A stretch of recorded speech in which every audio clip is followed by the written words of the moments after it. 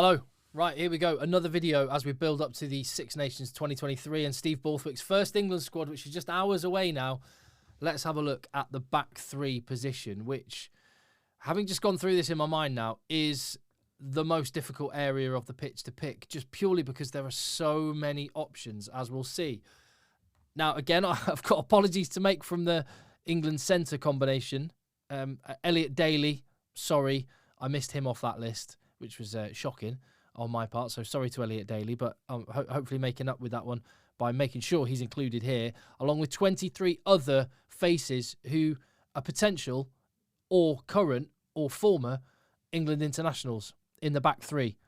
And, well, let's just jump ahead to the fullback specifically. These are the players out of those 24 who have played with a 15 on their back this season at some point. As you can see, you've got Ben Loader, Tom de Glanville, Freddie Stewart, Max Malins, Tommy Freeman, Elliot Daly, George Furbank, Anthony Watson, Joe Carpenter, and Henry Arundel. Of those, I think Ben Loader has only been used as a 15 because London Irish have got a bunch of injuries at the minute. I don't think he's really considered in that position. And Tom de Glanville hasn't nailed down that Bath spot himself. So, on that basis, they're easy to get rid of. And then there's 7 remaining. And I think the 2 at the bottom of the pecking order there are George Furbank and Joe Carpenter. Both very, very good players, but that is the level of competition for England jerseys in the back three. I'm going to keep Henry Arundel around, even though I know he's injured and unlikely to be selected in Steve Borthwick's squad, because he is just a rare and very, very special talent. So there we go, fullback. If we leave those out of the situation and jump to wingers, there you go. But there's loads of them. We've got Harry Potter, Jack Noel, Adam Radwan, Ben Loader, Johnny May, Ollie Woodburn, Joe Thockiner-Singer, Caden Murley, Tom O'Flaherty, Lewis Liner, Gabriel Ibitoye, Ollie Hassel-Collins, Tom Roebuck, Ollie Thorley, and Josh Bassett. Just a few, and I've missed some. There's no doubt about that, but let's make a quick cull of these. I'm just going to be ruthless because there's so many great players. There you go. They're all gone. And these are the Elite 8 wingers, as I see it. But I think it's easy to knock a couple out of this as well. I think Joe Thockiner-Singer is not at the same level of the others. He's really useful. Eddie Jones, I mean, he's one of those players that you think of when you think of the Eddie Jones reign, no matter how much he'd actually played for his club. Eddie Jones just picked him because he was a big lump. I think we are cleverer and better than that. I think Steve Borthwick is.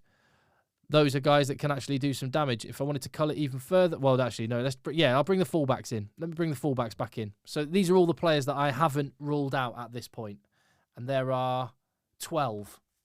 But realistically, in a 36-man Six Nations squad, you're probably going to have 7 that are included. Maybe even 6, potentially, because you have players like Elliot Daly who could be a centre/wing combination, or the same could go for Joe Marchant. There's so many versatile players in there. Max Malins can play across the back three and even at 10. Tommy Freeman can play across the back three. And in my last video, I pointed out maybe a long-term project at centre as well. Anthony Watson can play across the back three. Henry Arundel can play across the back three. So much versatility there. Oh, obviously, as we know, Jack Noel can play flanker. But let's just knock out a couple of these. And I would say those ones, Johnny May, Adam Radwan, Tom O'Flaherty, superb players, but in my mind, not operating at the same level as the others, and just having to be really ruthless here. And again, I'm going to caveat this. I'm keeping Henry Arundel in the picture, not for now, because he is injured, hasn't played for a while, but when he is available, a rare and special talent, so I'm just keeping him in the frame. But Caden Murley would be someone that a lot of people are looking at. I think basically you pick him or Jack Noel. It's one or the other. And I really like Ollie Woodburn, one of the hardest working wingers you will find, but I'm going to knock the pair of them out. And there are 7 names, or 7 plus Henry Arundel. And they might be, or if I was picking the England squad, they might be my 7 names. If Henry Arundel was fit, maybe Jack Noel drops out, or maybe Max Malins drops out, actually, one of those two. But in terms of picking a starting back three for Scotland on February the 4th, that is what I would go with. Freddie Stewart at fullback. Interesting comments there's been in some of the chat on some of my videos about Freddie Stewart. Some people saying he's not quite the supreme talent that a lot of people consider him to be. I think there's some fair comment in that. He does have some areas to improve, but I think he is nailed on at 15. Anthony Watson started to look more like the Anthony Watson we know, the lightning footwork, and I just think he is an elite level talent, and we've seen that at British Lions level, we've seen that at England over an extended period of time, and if he's anywhere near the Anthony Watson that we know, which I think he is, then on the international stage, he is someone that just lights up the place.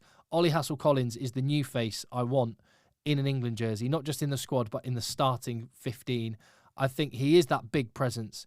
He is a hard-working winger. He is an elite finisher, and I just think he offers something very, very special. So I'm really hoping, and I'm expecting Steve Borthwick to definitely have him in the squad, potentially have him in the starting 15, because let's not forget, has it been confirmed actually? I'm not sure if it's been confirmed or not, but the rumours certainly for ages were there that Ollie Hassel-Collins is going to Leicester. That may well have been confirmed as happening, or may well be about to be confirmed, but that the chat that Steve Borthwick was wanting to sign Ollie Hassel-Collins, I think speaks volumes to what he thinks of him.